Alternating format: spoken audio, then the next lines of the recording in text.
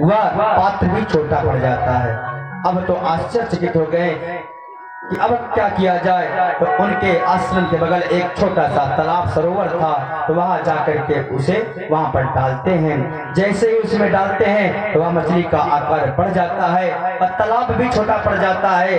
बस महाराज फिर क्या था, बोल पड़ता है वो कि राजन, यहाँ मेरा दम घुट रहा है, मुझे और बड़ा सा कोई पात्र दो। फिर क्या था महाराज, उनको उठा करके समुद्र में ले आते हैं। जब समुद्र में ले आकर के छोड़ते हैं तो पुनः आकार बढ़ा करके इतना विशाल आकार हो जाता है और तुरंत वह बोल पड़ता है कि राजन, यह स्थान मुझे छोटा पड़ रहा है। तुरंत राजन घुटनों पर बैठकर कहते हैं, प्रभु अब मेरी परीक्षा मत लीजिए, आप अपनी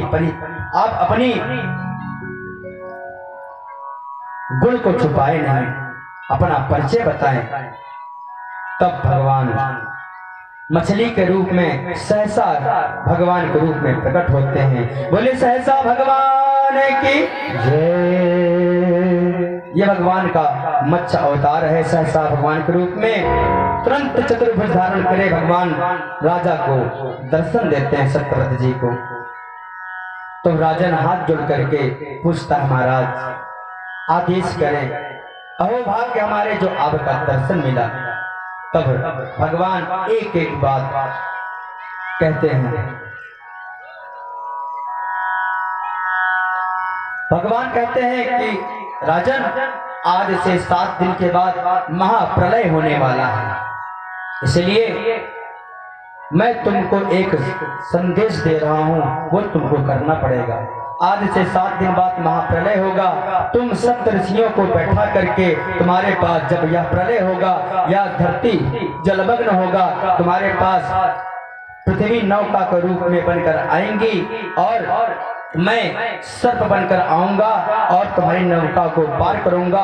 और तुम उस समय उस नाव पर सप्त ऋषियों को बैठाना, सारे अन्न को, सारे खाद्य पदार्थ को रखना, ताकि जब यह धरती 7 सूर्य के द्वारा जब यह पुनः स्थापित हो तो यह बीज पुनः स्थापित कर सके। इसलिए सारे जड़ी बूटियों को लेकर नौका में बैठ जाना और मुझ मत्स्य के सींग से बस की नाग को रस्सी बना करके उनकी नौका बांध लेना। ऐसा कहकर भगवान अंतर्धान हो गए। वही हुआ, 7 दिन के बाद महाप्रलय हुआ, पृथ्वी नौका बनकर आती है, सत्यव्रत मनु उसमें बैठ गए। भगवान ने बड़ा दिव्य उपदेश दिया। वही मनुस्पति के रूप में हमारे बीच उपस्थित हुए। सुखदेव जी कहते हैं, राजन, इस प्रकार से प्रत्येक मनमंत्रों में भगवान का विविध अवतारों में जन्म हुआ, अवतार हुआ। बोली वृंदावन बिहारी लाल की जय। अब 9वें स्कंद के 24 अध्यायों में सूर्य वंश का वर्णन है और 12 अध्यायों में चंद्र वंश का वर्णन आया है। पहले सूर्य वंश में आए हमारे राम जी, फिर हमारे चंद्र वंश में आए श्याम जी। सुखदेव जी कहते हैं, परीक्षित, अब हम तुम्हें सूर्य वंश की कथा सुनाते हैं। समय कम है क्योंकि यह कृष्ण कथा है, इसलिए परीक्षित तुम ध्यान से सुनना।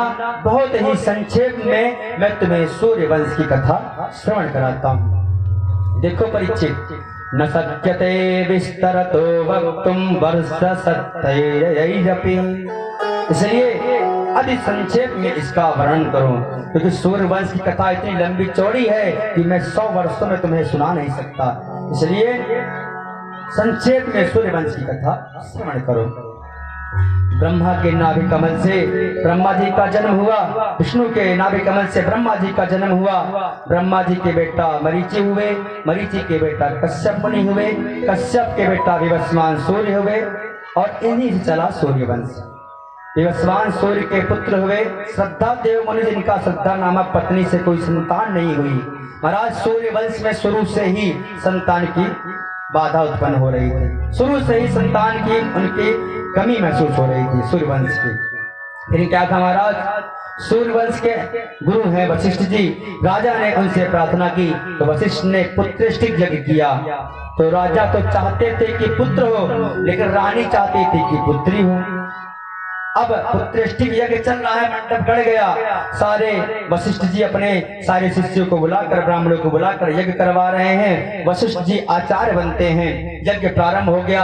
अब राजा जी अपने महल को चले गए। तो चुपके से रानी आती है ब्राह्मणों के पास, बालकों के पास, कहती हैं, हे ब्राह्मण देवताओं, राजा जी को चाहिए, महाराज को चाहिए पुत्र, लेकिन मुझे चाहिए कन्या।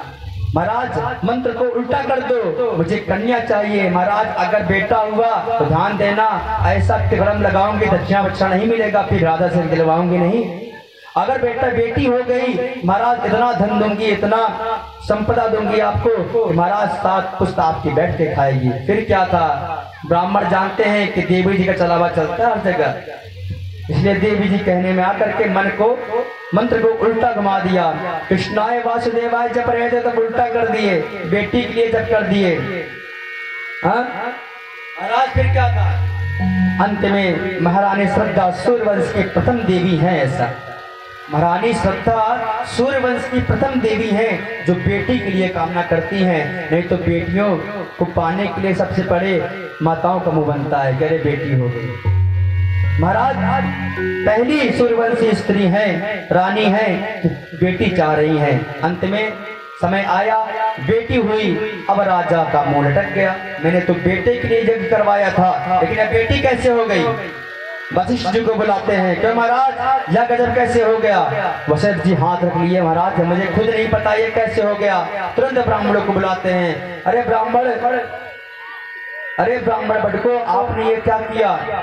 तो सारा वृत्तांत ब्राह्मणों ने बता दिया कि महारानी आई थी, कह रही थी अगर बेटी नहीं हुई दक्षिणा नहीं मिलेगा, उल्टा हम और आपका दक्षिणा काट के भिजवा देंगे।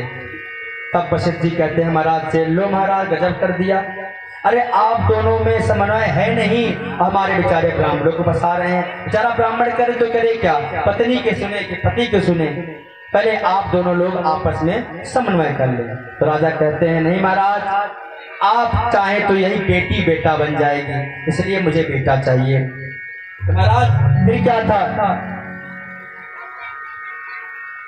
वशिष्ठ जी बहुत समझाएं, यह नहीं हो सकता, इसमें संतोष करो।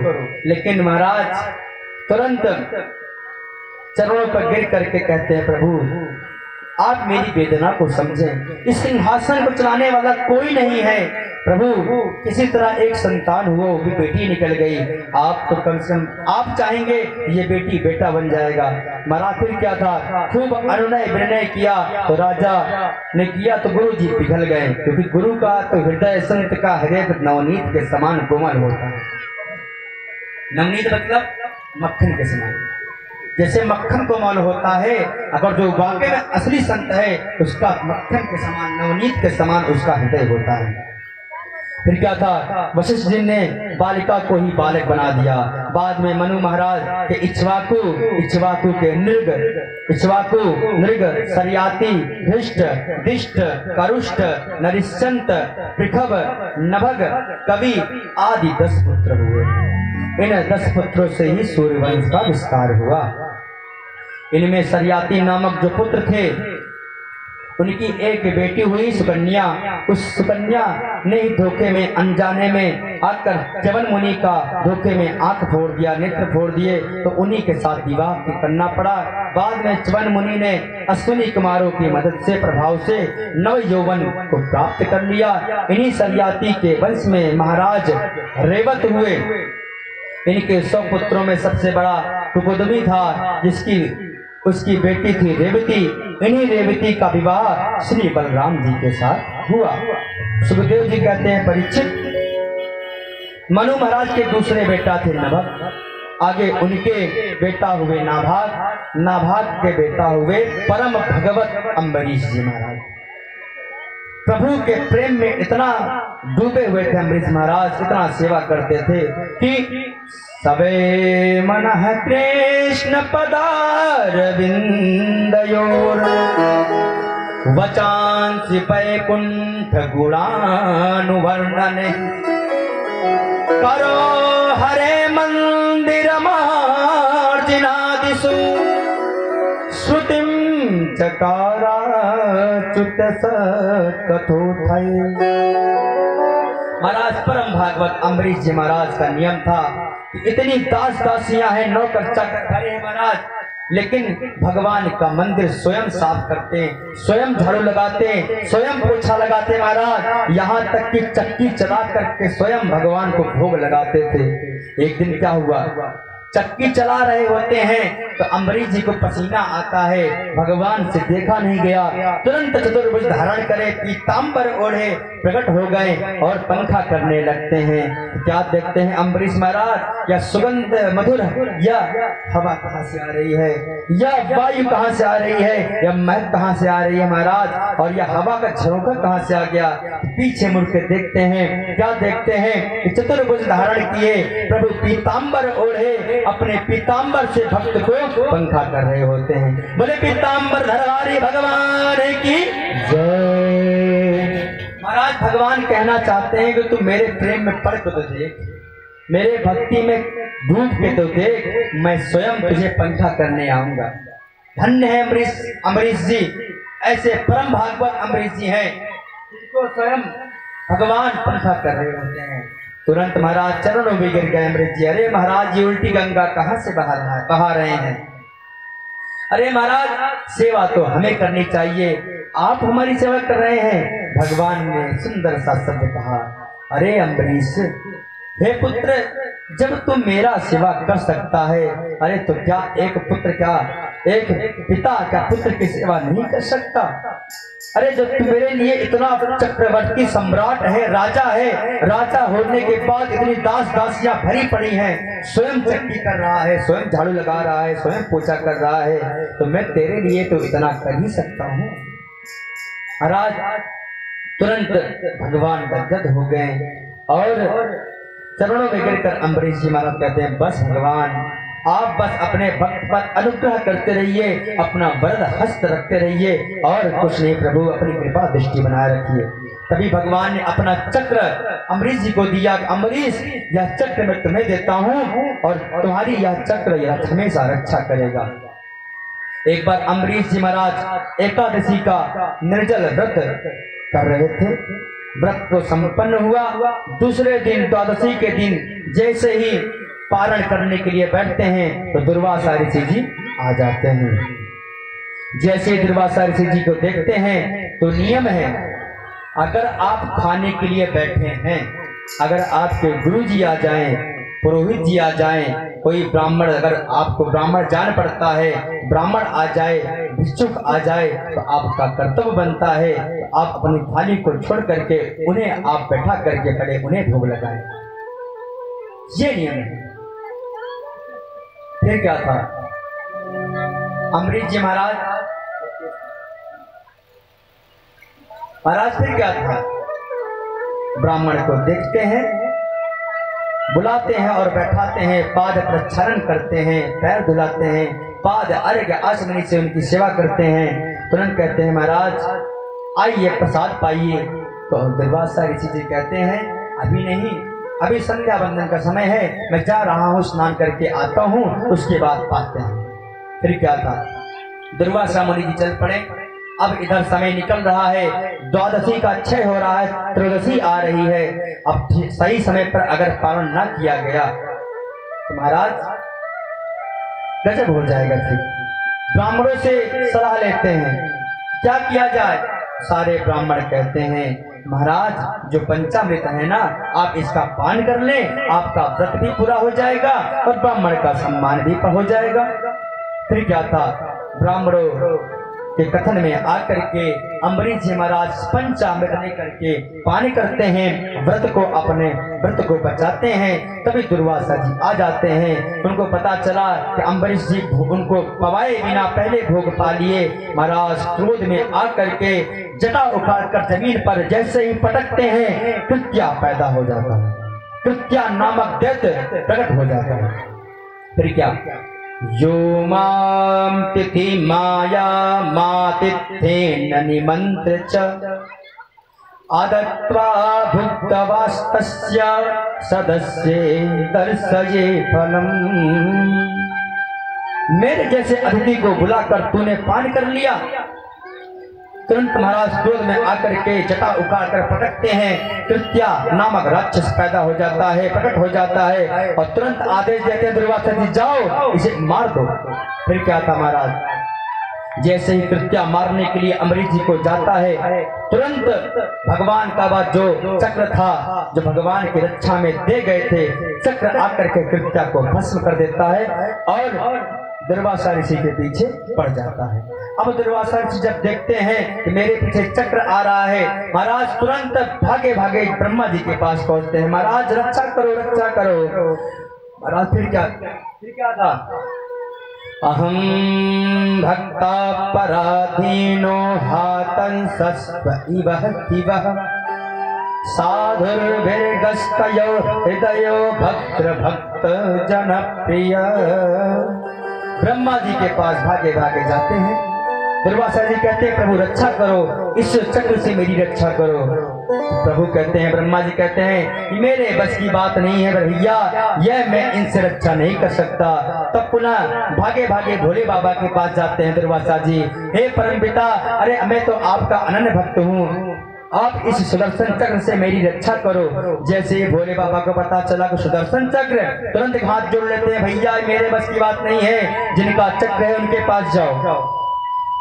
तो फिर क्या था, भागे भागे नारायण के पास दुर्वासा जी आते हैं और चरणों पर गिर जाते हैं, प्रभु मेरी रक्षा करो, रक्षा करो। नारायण कहते हैं किससे रक्षा करनी है? अरे महाराज आपका सुदर्शन मेरे पीछे पड़ा हुआ है, मेरी रक्षा करो। भगवान कहते हैं दुर्वासा जी आज मैं भी कुछ रक्षा आपकी नहीं कर सकता। जब ये बात सुनते हैं, वशीकुर्वन्ति मां भक्त्या संस्त्रिय सतपतिं तथा, मतलब महाराज कहते हैं कि मैं भक्त के पराधीन हूँ, तुमने मेरे भक्त का अपमान किया है, मैं तुम्हारी रक्षा नहीं कर सकता। तो दुर्वासा जी कहते हैं कि प्रभु क्या आज एक शरणागत की जो शरणागति है ये बेकार जाएगी?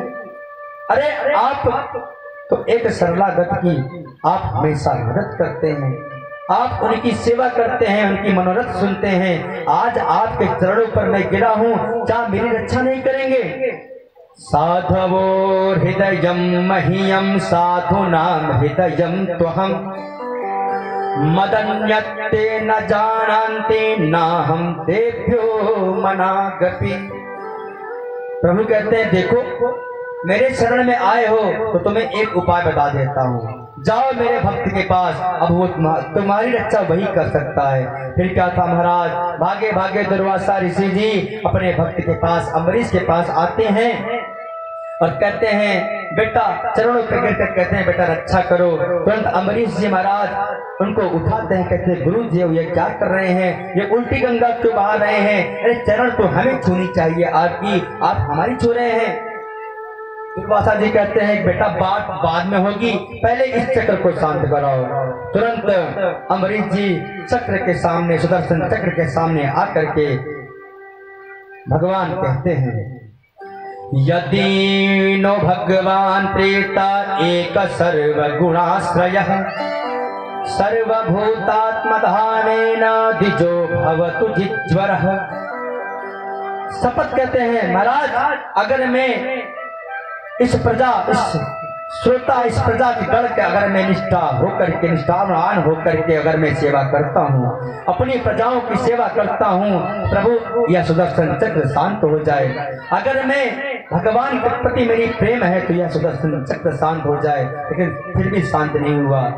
जब देखते हैं कि वह चक्र शांत नहीं हुआ तो पुनः दूसरा सौगंध लेते हैं, अहो अनंतदासानां महत्वं दृष्टमस्य मे कृतोऽस्य यद् राजन् मंगलान् समीहसे।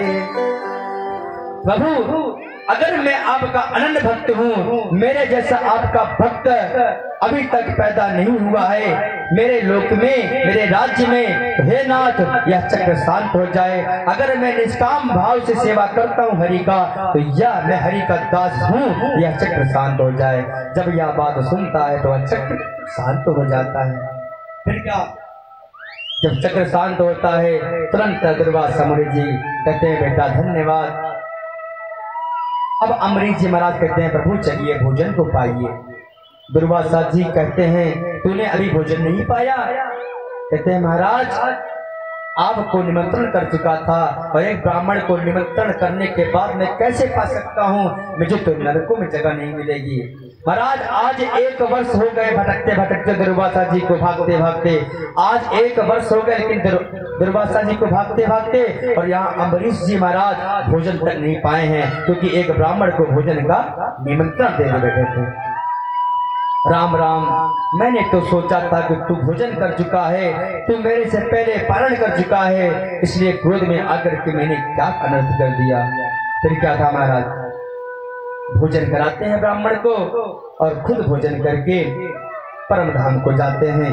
फिर इन्हीं के पावन वंश आगे चलकर जो नाश हुए, जिन्होंने भ्रमवश अभिमंत्रित जल पी लिया था, इसलिए जुवनाश्व के ही उदर से मानधाता का जन्म हुआ।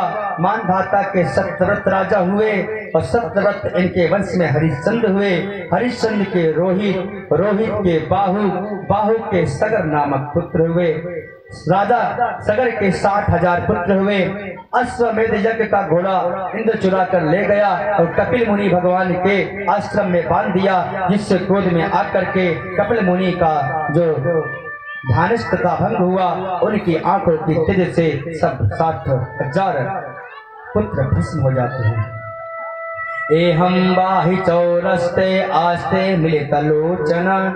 महाराज तब सगर पुत्र असमंजस पुत्र से अंशुमान, अंशुमान से दिलीप, दिलीप से भागीरथी, इन सब ने क्रम से तपस्या की। तब भागीरथी के तब से गंगा मैया प्रकट हुई। बोले गंगा मैया की जय। भगवान शंकर के जटाओं में सुशोभायमान हो रही हैं। महाराज आगे आगे भगीरथी चले जा रहे हैं, पीछे पीछे गंगा मैया चली जा रही हैं। रास्ते में जहु नामक ऋषि का आश्रम था। गंगा मैया इतने वेग से बह रही थी कि उनके आश्रम को बहा ले गई और क्रोध में आकर महाराज जहु जो है तुरंत सारे गंगा जल को पान कर जाते हैं। इसलिए जब भागीरथी ने अनुमय विनिमय किया, मनाया, तब जाकर के इन्होंने अपने कानों से गंगा जल को निकाला। तब से इनका नाम जाह्नवी पुत्री बन गया। गंगा जी प्रकट हुई और इनका नाम जाह्नवी हो गया। अंत में जहाँ सगर पुत्रों की भस्मी पड़ी थी, वहां जाकर गंगा मैया ने जैसे ही अपने पावन जल का स्पर्श किया, तैसे ही सारे सगर पुत्रों का उद्धार हो जाता है। ऐसी गंगा मैया को हम सब मिलकर बारंबार प्रणाम करते हैं। बोले गंगे मैया की जय। हम सब कितने भाग्यशाली हैं। हम तो दूर हैं, लेकिन आप सब कितने भाग्यशाली हैं कि आप तीर्थराज, तीर्थों के राजा प्रयाग में आप सबका वास है और आपके बगल में गंगा, यमुना, सरस्वती तीनों नदियां बह रही हैं, तीनों माताएं बह रही हैं। कितने बड़े भागी हैं आप सब कि उनके सानिध्य, उनकी गोद में आप सबका जन्म हुआ। इसलिए महीने में एक बार गंगा जी जाकर के, पूर्णिमा में, अमावस्या में जाकर के स्नान करा करें आप सभी संगम में जाकर, क्योंकि हम सभी कितने भाग्यशाली हैं। इस धरा पर देखिए, जन्म भी बहुत सोच समझ कर मिलता है।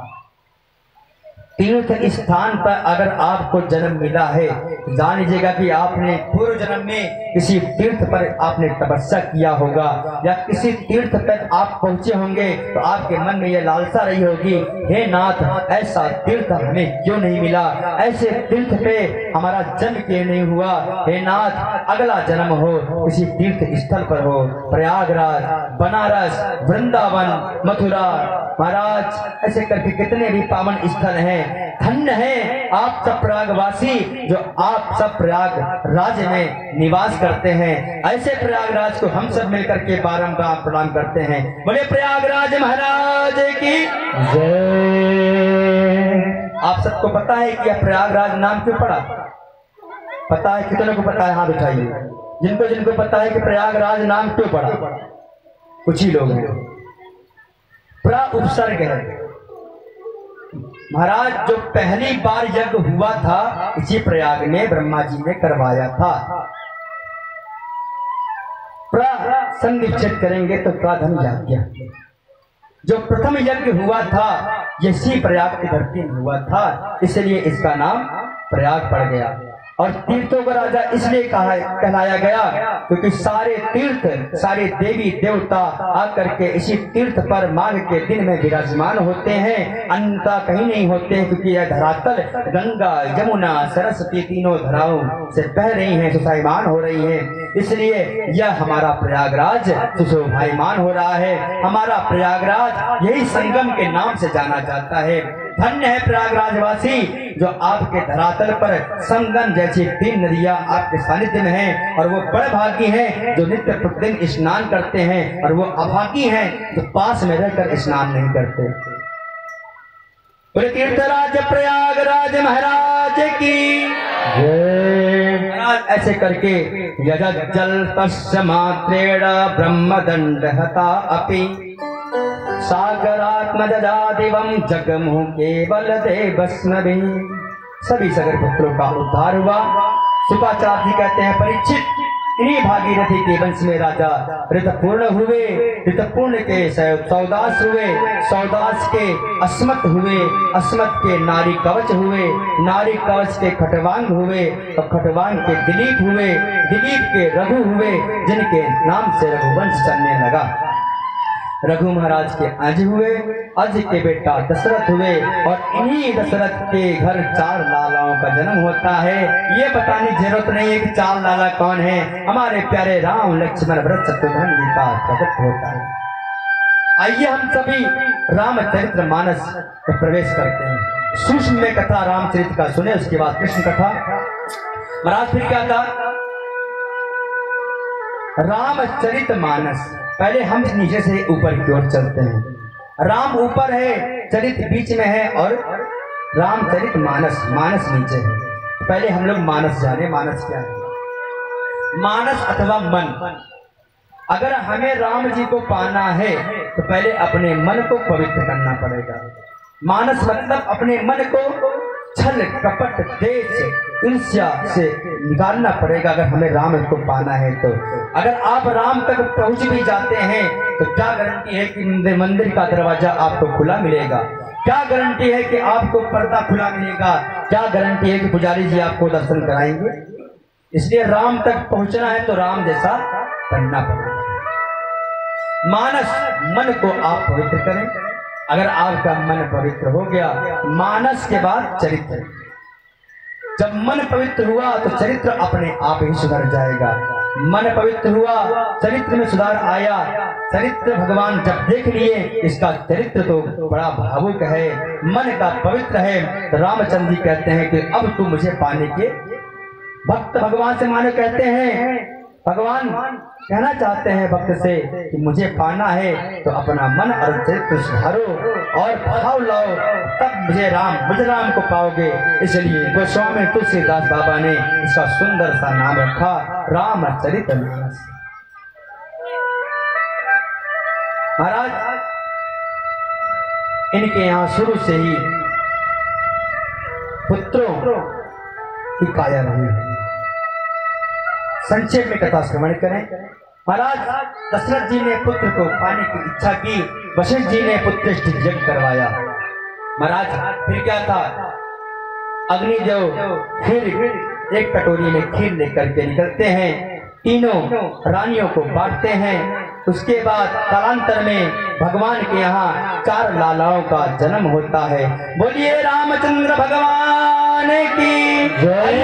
हमारे भगवान का जन्म होता है और भगवान की सुंदर झांकी कैसी है देखिए आप। भय प्रगट कृपाला दीन दयाला कौशल्या हितकारी। भय प्रगट कृपाला दीन दयाला कौशल्या हितकारी। हर्षित महतारी मुनि मनहारी अद्भुत रूप विचारी। हर्षित महतारी मुनि मनहारी अद्भुत रूप विचारी। लोचन अभिराम तनु घन श्यामा नित्य आयुध दुष्चारी भूषण बनमाला नयन विशाला शोभा दीन करारी कई दुई कर कर जोरी अस्तुति तोरी कहीं विधि करो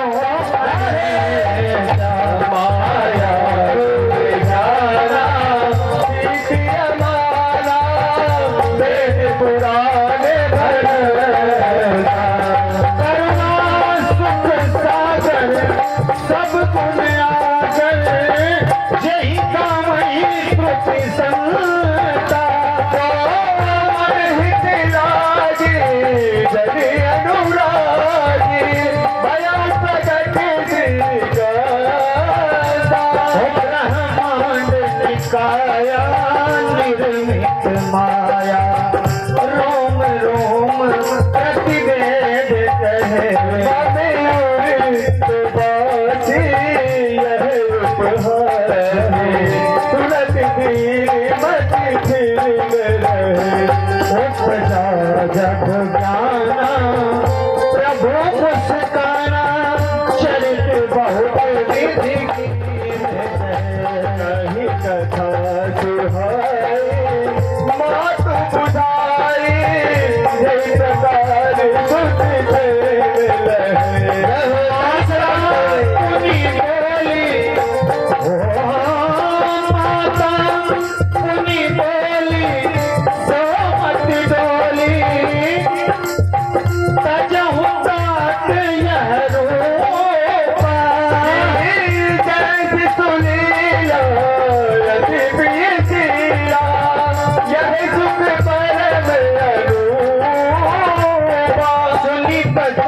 सुजाना रोदन खाना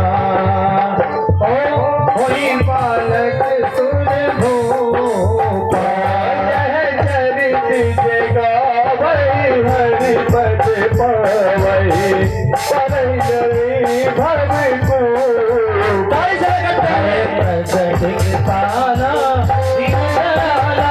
कौशल्या हित महतारी अद्भुत रूप प्यारे काला दीन दयाला कौशल्या हितकारी प्रगट के बाला दीन दयाला कौशल्या हितकारी हर महतारी मनहारी निज आयुध भुजतारी हर महतारी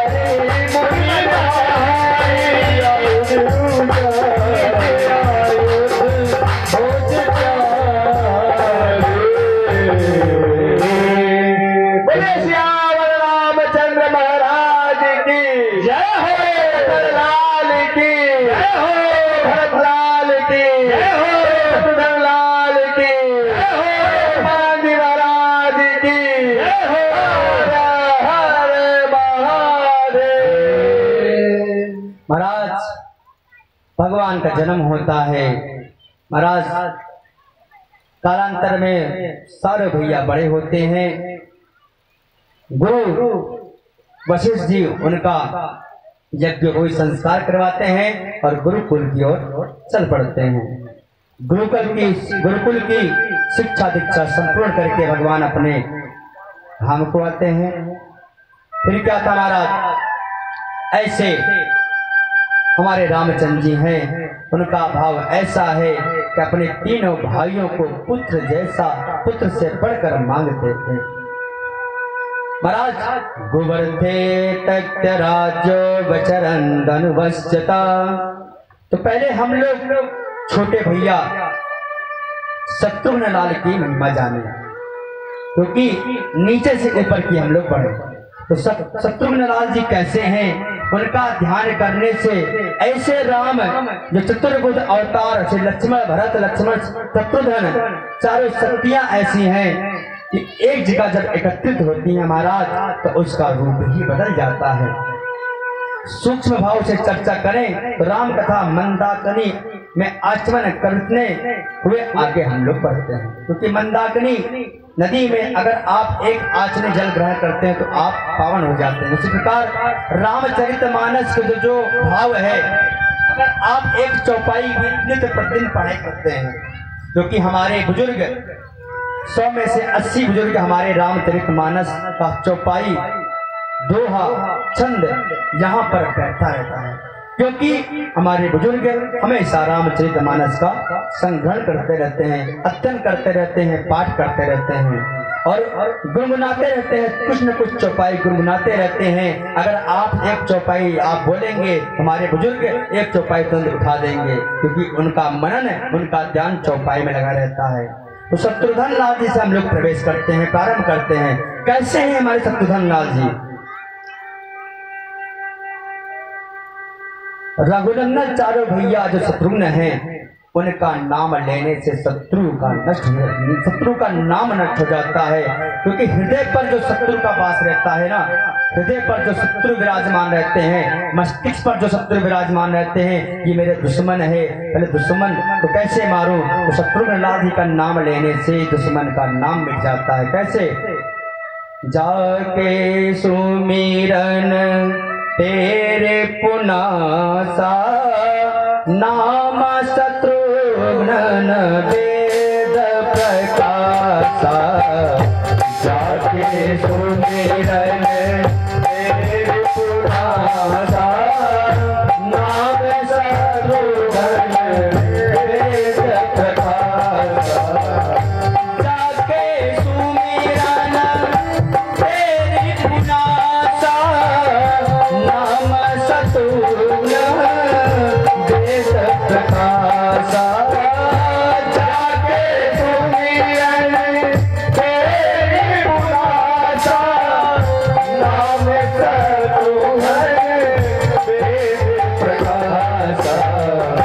जाके सुमिरन, इनका नाम लेने से, शत्रुघ्न का नाम लेने से जाके सुमिरन, ओ जाके सुमिरन तेरे पुनासा, नाम शत्रुघ्न वेद प्रकाशा।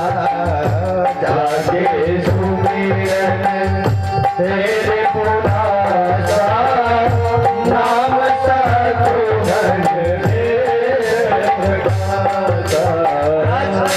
जिनका नाम स्मरण करने मात्र से शत्रुओं का नाश हो जाए, वो है शत्रुघ्न। अब महाराज शत्रुघ्न तो अकेले आएंगे नहीं, साथ में उनकी पत्नी कीर्ति भी, जो कीर्ति मतलब प्रकाश, भगवान का जो भा है ना, मैंने पहले दिन बताया था कि भा कीर्ति शब्द है, और जब कीर्ति शब्द है तो कीर्ति मतलब प्रकाश। अगर आप हृदय पर भक्ति मैया को बैठाते हैं तो आपकी भक्ति प्रकाश देने लगेगी, आपकी भक्ति इतनी दूर तक जाएगी महाराज कि महाराज आप आलोचना नहीं कर सकते अपने बारे में कि हम क्या भक्ति कर रहे हैं। इसलिए पहले आप अपने हृदय पर शत्रुघ्न को बैठाइए। अगर आपने शत्रुघ्न को बैठा लिया तो साथ में कीर्ति मैया भी बैठेंगी। काम, क्रोध, लोभ, मद, ईर्ष्या, मात्सर, उन सभी पदार्थों का त्याग करिए, तब आप शत्रुघ्न लाल को पाएंगे, क्योंकि इन्हीं का एक भाव है। क्योंकि आप भगत के लिए क्या एक संदेश है? प्रथम भगते संतन कर संगा, दूसर गति मम कथा प्रसंगा। संतन संगा, दूसर गति मम कथा प्रसंगा। प्रथम भगति संतन कर संगा, दूसर गति मम कथा प्रसंगा।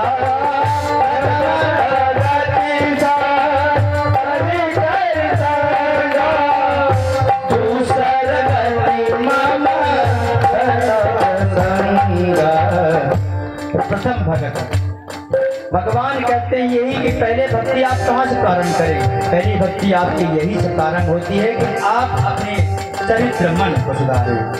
प्रथम भक्ति करी संत, आप संतों की सेवा करें। प्रथम भक्ति यही है कि आप ब्राह्मणों की सेवा करें। अगर आप उनकी कर रहे हैं तो दूसरी गति हमें कथा पसंद है।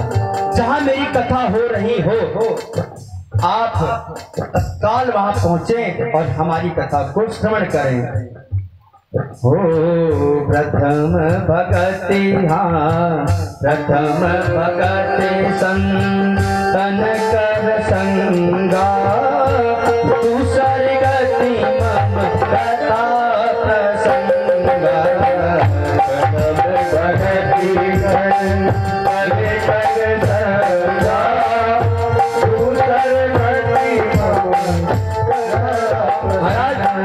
संतों के सानिध्य में कथा प्रसंग श्रवण करो, यह पहली सीढ़ी है। कहीं भी कथा हो रही हो तो आप जाएं, निमंत्रण ना भी मिला हो तो आप उस स्थान पर ना जाए, लेकिन आप उस स्थान से परे होकर के खड़े होकर कथा सुने, क्योंकि आपका भाव शुद्ध होना चाहिए। यजमान से आपसे नफरत है, ठाकुर साहब से आपकी नफरत है, आपकी बनती नहीं है, आप ठाकुर साहब के पंडाल पे मत आइए, लेकिन पंडाल के बाहर सड़क सरकार ने बनाई है, सड़क तो ठाकुर साहब की नहीं है ना। आप सड़क पर आके कथा सुनिए, लेकिन आप भाव से कथा सुनिए। इसलिए धन्यवाद महाराज। पहली सीढ़ी आपकी है, संतों की सेवा करो। क्रोध, मोह, माया, या जो आप हटाइए महाराज। इसी प्रकार दूसरी सीढ़ी पर हमारे लक्ष्मण जी मिलते हैं। लक्ष्मण मतलब दूसरी सीढ़ी पर जब बढ़ते हैं, शत्रुघ्न लाल जी जो बड़े भैया लक्ष्मण जी है ना, इनका एक ही लक्ष्य है। जीवन का जो एक लक्ष्य होता है वही है लक्ष्मण। अगर आपके जीवन में कुछ भी एक लक्ष्य है, मान लीजिए आपने लक्ष्मण को अपने हृदय पर बिठाया है, जैसे लक्ष्मण जी के हृदय पर एक ही लक्ष्य था, मातृ देवो भव, पितृ देवो भव, आचार्य देवो भव। और यही शिक्षा लक्ष्मण जी हृदय पर लेकर के भगवान रामचंद्र जी के साथ वन में गए थे। महाराज भैया लक्ष्मण भरत शत्रुघ्न मामा जी के यहाँ गए हुए हैं। भगवान कह रहे हैं रामचंद्र जी लक्ष्मण से कि दोनों भैया तो मामा के यहाँ गए हुए हैं, और यहाँ पर राज्य को कौन संभालेगा, पिता को कौन संभालेगा, मैया को कौन संभालेगा। इसलिए लक्ष्मण तुम यहीं रुक जाओ, मैं और सीता जाता हूँ। लेकिन लक्ष्मण कहाँ मानने वाले, क्योंकि लक्ष्मण का तो अर्थ है लक्ष्य का भेदन करना, लक्ष्य को पाना। लक्ष्मण का शाब्दिक अर्थ यही बनता है। तो लक्ष्मण कहते हैं भैया, इस प्रकार लक्ष्मण ने सीधा जवाब दिया कि मुझे किसी से कोई मतलब नहीं है। गुरु पितु मातु न काबहु करहु, गुरु पितु मातु न जानहु काहु, करहु स्वभाव नाते पति। महाराज मैं किसी को नहीं जानता, अगर किसी को जानता हूं मेरे सब कुछ है, माता पिता भाई सखा बंधु तो कोई है तो आप है। मैं आप में सबको देखता हूँ, इसका मतलब सब व्यर्थ है, माता पिता तुम्हारे लिए कुछ नहीं है। कहते हैं भैया बचपन से जब से होश संभाला है मैंने आपको ही अपना माता पिता माना है, इसलिए मेरे लिए गुरु पितु मातु न जानो को, मैं किसी को नहीं जानता, क्योंकि जब से होश संभाला हूं मैं आपको जानता हूं। इसलिए करहु स्वभाव नाथ पति जाऊं, मैं आपको जानता हूं, आपको मानता हूं, आपको भजता हूं। इसलिए नाथ अब तुलना देखो, भगवान कह रहे हैं कहां से कह रहे हो, ये बाहर से कि अंदर से। लक्ष्मण जी कहते हैं प्रभु ये तो आपको भली भांति पता है कि मैं कहां से बोल रहा हूं। अरे आप तो हमारे हृदय पर वास करते हैं, वो तो आप जान रहे हैं कि मैं कहां से बोल रहा हूं। मातृ देवो भव, पितृ देवो भव, आचार्य देवो भव, यह सब तो ठीक है महाराज, लेकिन जब जिंदगी का तार चित्त जिससे शांत हो उसी में मन लगाना चाहिए। हे नाथ ये मेरा चित्त है आपके चरणों पर लगा हुआ है, अगर आपके चरणों को नहीं देखता या मेरा चित्त शांत नहीं होता। महाराज लक्ष्मण जी से पूछते हैं कि कितने नाते हैं तुम्हारा मेरे साथ, राम जी पूछते हैं। तो लक्ष्मण जी कहते हैं क्या, मोरे सबही एक तुम स्वामी, दीन बंधु उर अंतरयामी मोरे सब हो एक तुम स्वामी दीन बंधु उर अंतरयामी मोरे सबही एक तुम स्वामी। नाथ अगर मेरा कोई स्वामी है एक ही है, वो आप हैं। दीन बंधु और अंतर्यामी, आप अंतर्यामी है, सब जानते हैं। हो मोरे सबही, हाँ मोरे सबही एक तुम स्वामी दीन बंधु और अंतर्यामी मोरे सबहु एक तुम स्वामी दीन बंधु तुम अंतर्यामी। माता रामो मत पिता रामचंद्र, स्वामी रामो मत सखा रामचंद्र। सर्वस्व में रामचंद्रो दयाल राजम जाने नैव जाने नव जाने। महाराज चौपाई में भी बोल दिया, संस्कृत में भी बोल दिया महाराज कि आपके सिवा कोई है मैं नहीं जानता। नैव जाने न जाने, मैं किसी को नहीं जानता कि आपके सिवा कोई है। जब सीता मैया के साथ लक्ष्मण जी जा रहे होते हैं, जब गंगा मैया पार करने लगते हैं तो केवट से कहते हैं, केवट यही प्रतीक्षा में रहता है कब मेरे प्रभु आए और मैं प्रभु का पाद प्रक्षालन करूं। ये केवट कौन था? पिछले जन्म में कच्छप था। क्षीर सागर पर भगवान शयन करते हुए विश्राम कर रहे हैं। एक पांव उनका समुद्र के तट पर लटका हुआ है तो कच्छप सोचा कि इस समय बहुत अच्छा समय है, जाकर भगवान का पाद प्रक्षालन कर लेता हूँ, पैर छू लेता हूँ। महाराज तुरंत पैर छूने के लिए, पांव छूने के लिए जाता है। इधर लक्ष्मी मैया रहती हैं, डांटने लगती हैं, भगा देती हैं और डर के मारे वह कच्छप भाग जाता है। लेकिन जब पुनः प्रयास करता है, देखता है कि लक्ष्मी मैया का ध्यान भटका हुआ है, तो पुनः जब पाद प्रक्षालन के लिए आता है तो उधर मैया सर्प महाराज जिस सैया पर विश्राम कर रहे हैं, महाराज शेषनाग जी फुफकारने लगते हैं, फुफकार कर भगा देते हैं। महाराज वर्षों तक ऐसा चलता रहा लेकिन पाप प्रक्षालन न कर सका। यही केवट आज बनता है। आज जब प्रभु आते हैं, नाव पार करते हैं लक्ष्मण जी के साथ, तो आज जब पांव प्रक्षालन कर रहे हैं तो जो है केवट लक्ष्मण और सीता जी की तरफ टुकुर टुकुर देख रहा है। क्यों मैया उस समय जब छूने आ रहा था तो डांट के भगा रही थी? क्यों लक्ष्मण भैया उस समय जब मैं पांव प्रक्षालन करने के लिए आ रहा था तो बहुत फुफकार रहे थे? अब फुफकारो। लेकिन लक्ष्मण जी और सीता मैया मुस्कुरा रहे होते हैं और इधर रामचंद्र जी भी मुस्कुराए हुए होते हैं। अब केवट जो है नदी को पार करता है, गंगा नदी को पार करता है तो उसका एक भाव है क्या महाराज? कहता है मानो गंगा मैया कल कल कल्लोल करती हुई जल्दी जा रही हैं, इसका एक भाव है क्या? हो राघव चरण जल जात हो आज केवट पधारे। राघव चरण जल जात हो आज केवट पधारे। राघव चरण जल जात हो आज केवट पधारे। राघव चरण जल जात हो आज केवट पधारे। केवट पधारे प्रभु केवट पधारे। केवट पधारे प्रभु केवट पधारे। राघव चरण जल जात हो आज केवट पधारे। राघव चरण जल जात हो आज केवट पधारे। भगवान की जय हो।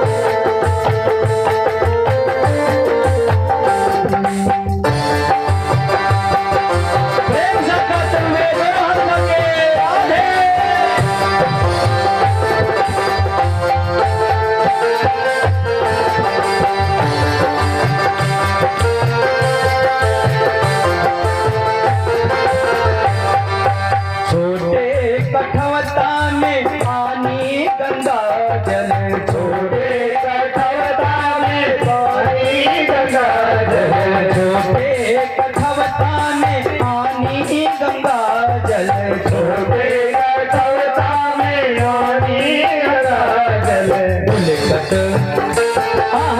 आज रामचंद्र जी नैया पर बैठ करके नाव पर बैठकर जा रहे हैं तो गंगा मैया उछल कूद करके अपनी प्रसन्नता का उजागर कर रही है। कैसे?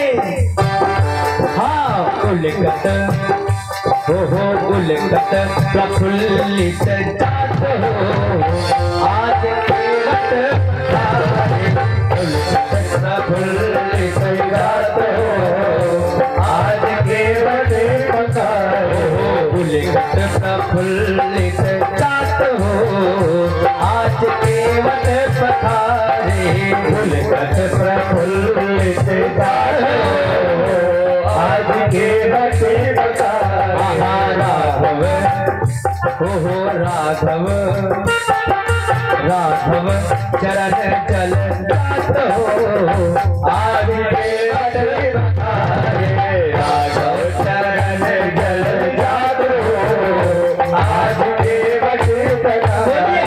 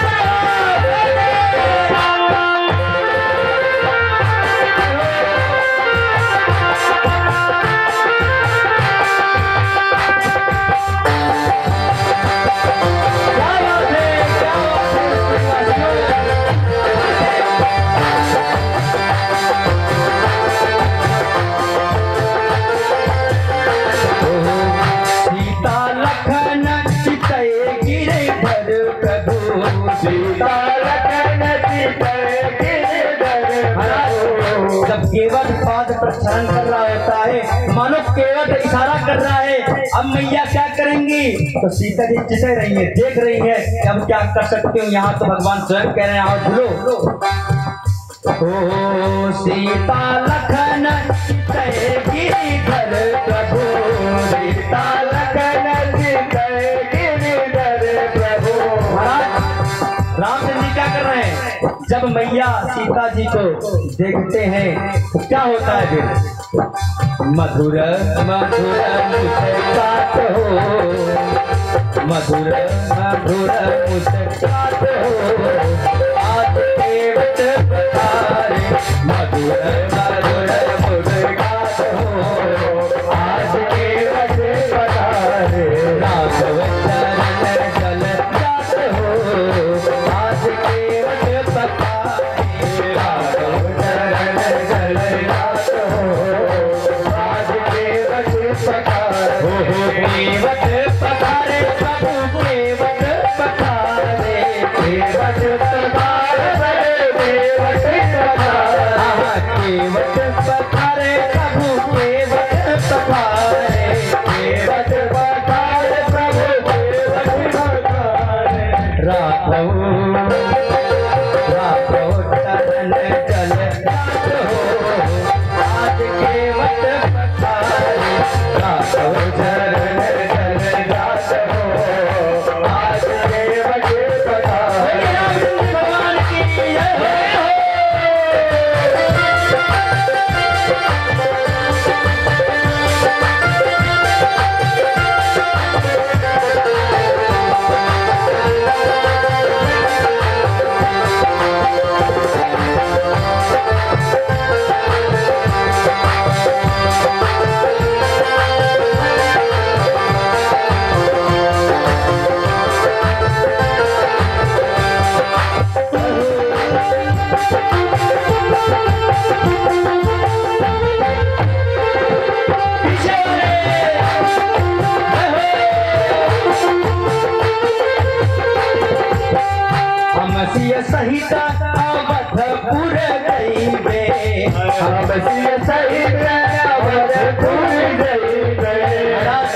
सीता मैया कहती हैं केवट से कि इसी नाव से हम जाएंगे और यहीं पर आकर पूजन भी करेंगे केवट।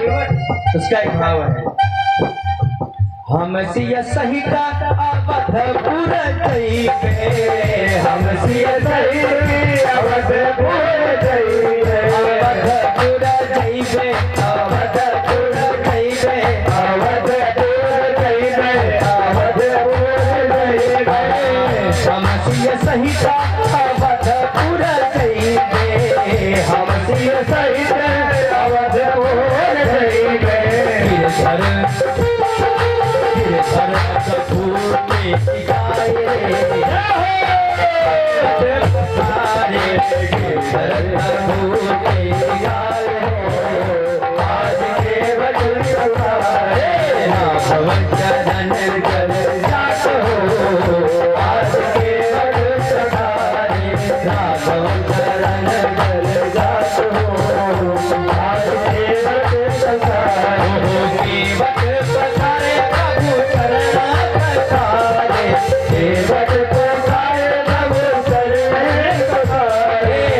सब पुकारे प्रभु, हम सब पुकारे, हम सब पुकारे प्रभु, हम सब पुकारे। दर्शन दर्शन हमें तो दिखारे, आज के दर्शन हमें दिखारे, आज के दिखारे। राघव चरण चल जात हो, आज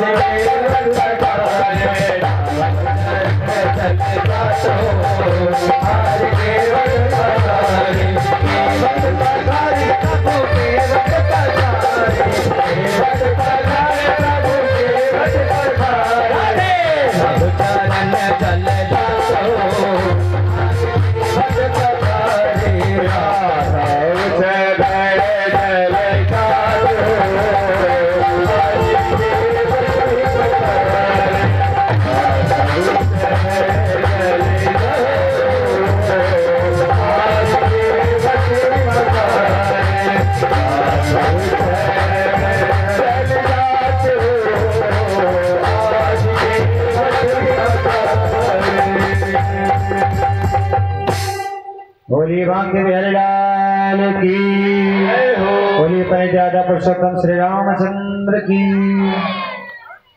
महाराज सब आप जानते हो, लक्ष्मण जी की भावनाओं में बह करके रामचंद्र जी समझ गए यह पक्का भक्त है, साथ में लेकर के जाते हैं। अब तीसरी सीढ़ी भरतलाल जी है, तीसरे भरत जी हैं। भरत का अर्थ क्या होता है? भरत का अर्थ है फल देने वाला।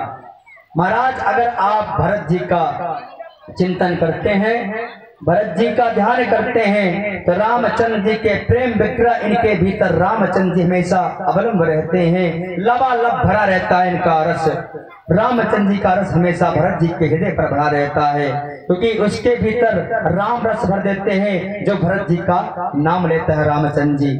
इसलिए भरत नाम लेने से राम हृदय पर वास कर जाते हैं। हम सभी युवाओं से निवेदन करेंगे कि कुछ श्रेष्ठ लोग खड़े हुए हैं, अगर हो सके तो श्रेष्ठों की कुर्सी छोड़ दिया जाए।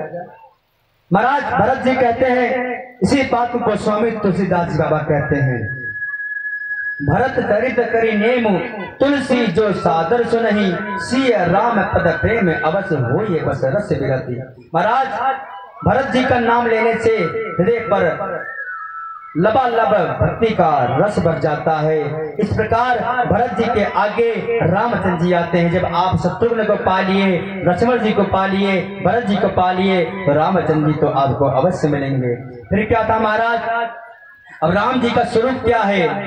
जो आनंद सिंधु सुख राशि, जो आनंद सिंधु सुख राशि, जो आनंद सिंधु सुख राशि, जो आनंद सिंधु सुख राशि, जो आनंद सिंधु सुख राशि, जो आनंद सिंधु सुख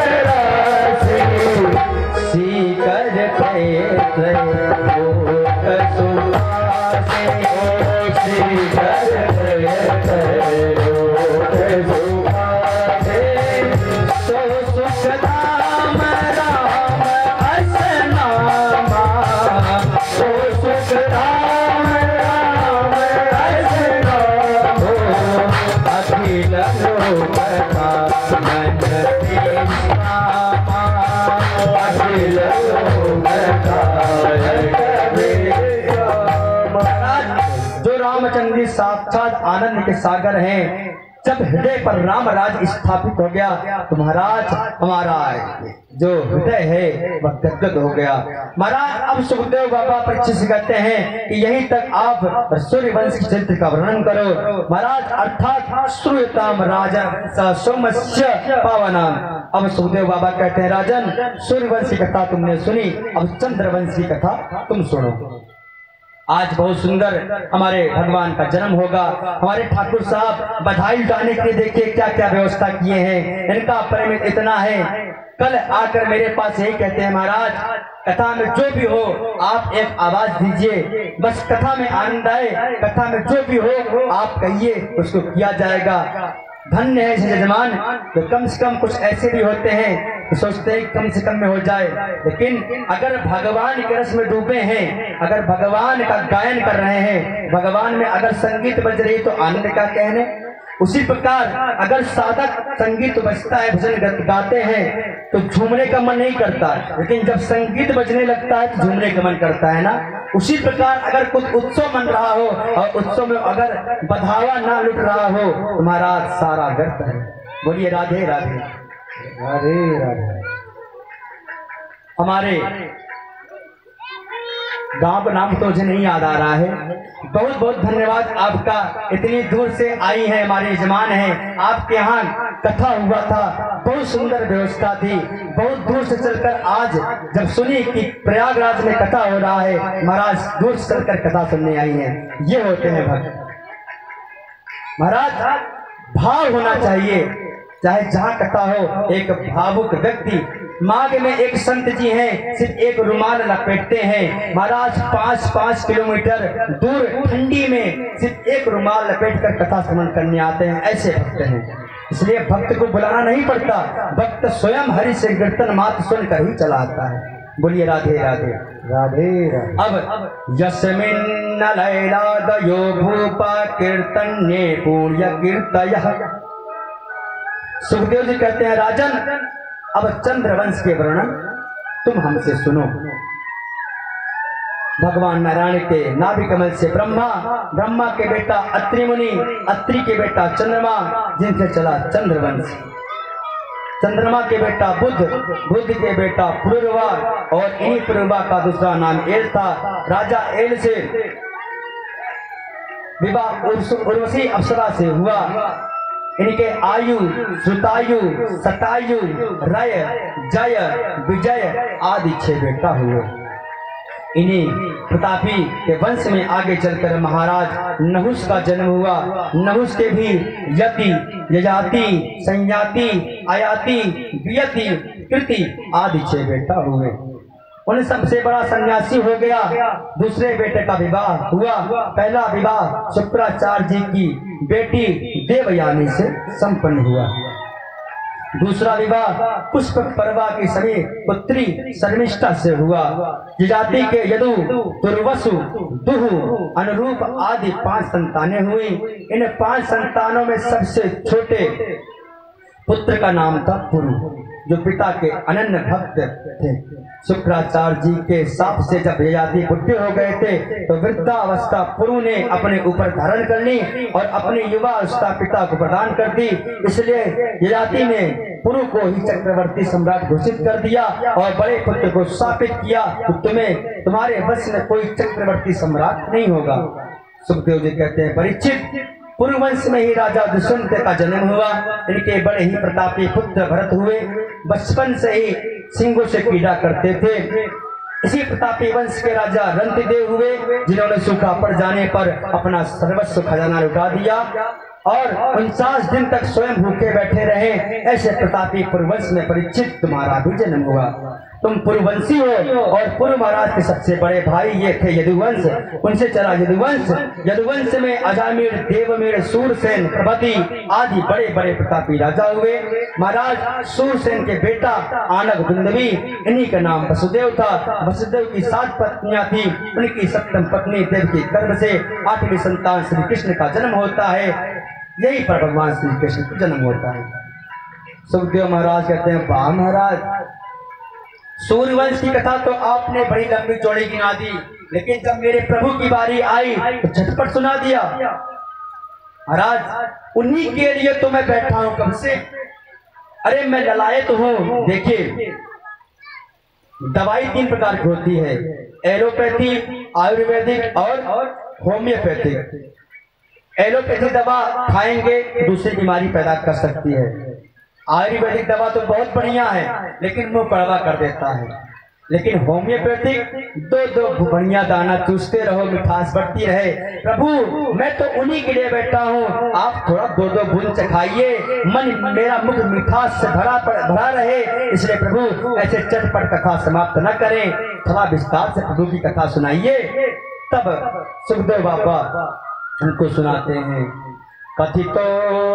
कथितो वंश विस्तारो भवता सोम सूर्ययोः राज्ञां चो भयवंशानां चरितं परमाद्भुतं यदोस्य धर्मशीलस्य नितरां मुनिसत्तमा तत्र सेनावतीर्णस्य विष्णु वीर्याण्यस्य स।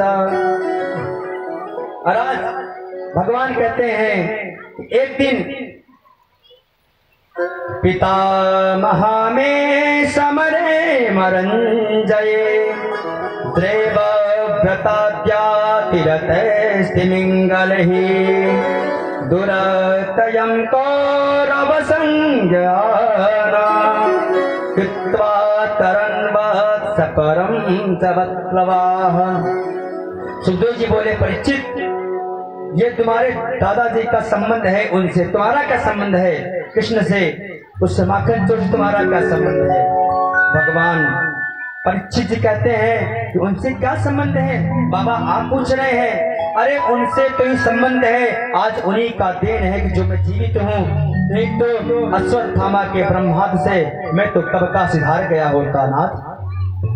अरे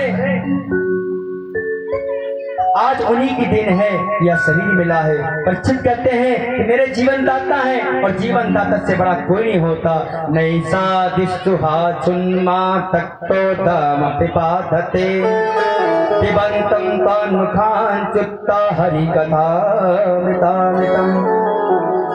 महाराज अब कथा सुनाते हैं, परीक्षित ध्यान सुनो। जब इस धरातल पर कंस जरासंध जैसे आदताई का जन्म होता है, उनके पापाचार से सारी प्राणी भयावह होने लगते हैं। तब सब मिलकर देवता ब्रह्मा जी के पास जाते हैं, कहते हैं प्रभु इससे कब रक्षा होगा, कब धरती या भार झुकेगा इससे। तब प्रभु ने कही अब बस वह घड़ी समाप्त हुई, सब कोई बड़े ध्यान से सुनो। क्या सुनो? वसुदेव गृहे साक्षात् भगवन् पुरुषः परः जनिष्ठते तदित्यार्थ संभवन्तु सुरस्त्रियः। सभी कोई सुनो, भगवान का जन्म होने वाला है। कहाँ? मथुरा में, गोकुल में। सभी कोई अपने अपने परिकर को लेकर के जाओ, मथुरा गोकुल वृंदावन में जन्म लो। फिर क्या था महाराज, अकेले ही जाए? नहीं, अपने पत्नियों के लेकर साथ में जाओ, क्योंकि भगवान अकेले नहीं आ रहे हैं, अपनी प्रिय वल्लभा राधा जी को भी साथ लेके आ रहे हैं। से जाओ, सब कोई अपने अपने परिकर के साथ वहां जन्म लो। भगवान के आने से पहले तुम सब तैयार हो जाओ उनकी सेवा के लिए। फिर क्या था? मोक्षदायिनी परम मथुरा में भगवान का नित्य निवास है। यत्र नित्यम संहित्यो हरिः। यहाँ राजा महाराज उग्रसेन बहुत ही धर्मात्मा है, पर इनका बेटा कंस पाप आत्मा है। कंस हिंसायाम धातु से कंस बनता है। कंस का अर्थ ही यही है, जब तक पाप से भरा हुआ घड़ा है ये, जब तक पाप न कर ले, दो चार को मार न ले, तब तक इसका चित्त शांत नहीं होता था। कंस इतना क्रूर प्रवृत्ति का था, एक बार उसने अपने पिता को ही बंदी गृह में डाल दिया। महाराज इतना अस्थायी बन गया, सारी प्रजा उससे भयभीत होने लगी। एक दिन क्या देखता है कि मेरी चाचा की बेटी, मेरे चाचा देवक की बेटी जो देवकी है, अब वो सयानी हो गई है, इसके लिए कुछ वर ढूंढा जाए, शीघ्र इसका विवाह किया जाए।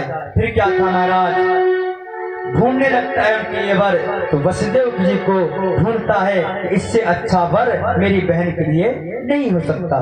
क्यों भाई? वसुदेव ही क्यों? क्योंकि वसुदेव जी परम भक्त थे, कभी झूठ नहीं बोलते थे, सत्यवादी थे, इसलिए उसने अपना बहनोई उसे बनाया। अब जो है महाराज मन में विचार करने लगा कि आजकल मेरी जो प्रतिष्ठा है वह धूमिल हो गई है, हर जगह मेरा निंदा होने लगा है कि बड़ा पापी है, बड़ा क्रूर है, बड़ा अत्याचार करता है। इसलिए कुछ ऐसा किया जाए कि सारी पब्लिक, सारी श्रोता, सारा जो राज्य है या मुझे भोला भाला दयालु समझे। फिर क्या था महाराज? विवाह संपन्न हुआ वसुदेव के साथ, लेकिन जब विवाह के बाद जाने लगे रथ पर बैठकर, तो क्या होता है कि वो कंस कहता है कि मैं रथ स्वयं हाँकूंगा, अरे मैं अपनी बहन को स्वयं विदा करूंगा। लगाम पकड़ लेता है कि बहनोई को बैठाता है और घोड़े का लगाम पकड़कर बैठा करके मोटे मोटे आंसू बहाकर रोने लगता है। और महाराज ऐसा दिखाता है कि उससे बड़ा दयालु कोई नहीं है। फिर क्या था महाराज? देवता घबरा गए, ये तो अपनी माया को रच दिया। देखिए पब्लिक है भाई, पब्लिक की बात क्षण में बदलती है और क्षण में बनती है। अगर किसी को देख लिया इसने कुछ गलत किया है, यही पब्लिक उसकी निंदा करने लगेगी, और वही अगर कुछ अच्छा कार्य कर देता है, पब्लिक का जो बात है बदल जाता है। मुझे पता था एक दिन ये कुछ जरूर बड़ा करेगा, मुझे पता था एक दिन ये बहुत बड़ा आदमी बनेगा, मुझे पता था कि IAS PCS बनेगा। होता है ना, पब्लिक की बात भैया, श्रोताओं की बात इधर उधर होती रहती है।